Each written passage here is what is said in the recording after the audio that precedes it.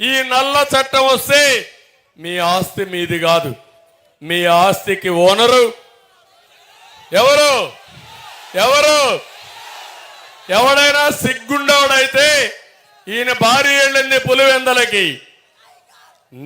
నీ కోటలో అడిగాడు ఒక అతను, ఒక భాస్కర్ రెడ్డి అని ఒక ఆయన అడిగాడు, ఏమమ్మా నువ్వు వచ్చావు ఇక్కడికి, నీ భర్త మా నాన్న ఇచ్చిన ఆస్తికి పట్టాదారు పుస్తకంలో మీ ఆయన ఫోటో పెట్టాడు, ఇది న్యాయమా, నాకేంటి సంబంధం అని అడిగాడు. అంటే ఆస్తి మీది అవునా కాదా? ఎవరిచ్చారు ఆస్తి? మీ తాతగారు ఇచ్చారు, మీ తండ్రి ఆస్తి, ఇప్పుడు మీ ఆస్తి. దాని మీద ఫోటోది ఎవరమా? Psycho photo. చూసారా ఫోటో? అంటే ఆ ముఖం చూడాలని నిద్ర రాస్తానే మీ పని.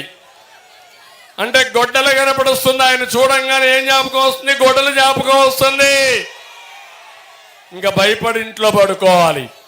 అంటే నేను ఎందుకు ఇవన్నీ చెప్తున్నానంటే, ప్రజాస్వామ్యం అపహాస్యం చేశారు, భ్రష్టు పట్టించారు, అందరినీ బెదిరించారు, ఎక్కడికక్కడ మీ జీవితాలు నాశనం చేశారు.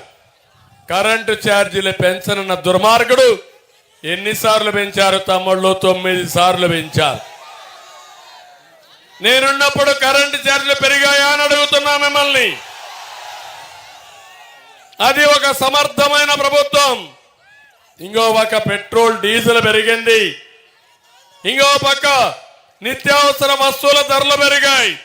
చెత్త మీద పన్ను, ఇంటి పన్ను, వృత్తి పన్ను, పన్నుల మీద పన్నులు. ఎవరికైనా ఈ పిల్లలకు ఉద్యోగాలు వచ్చాయా తమ్ముళ్ళు అని అడుగుతున్నా. ఎన్నికల ముందేం చెప్పాడు? డిఎస్సి పెడతా అన్నాడా లేదా?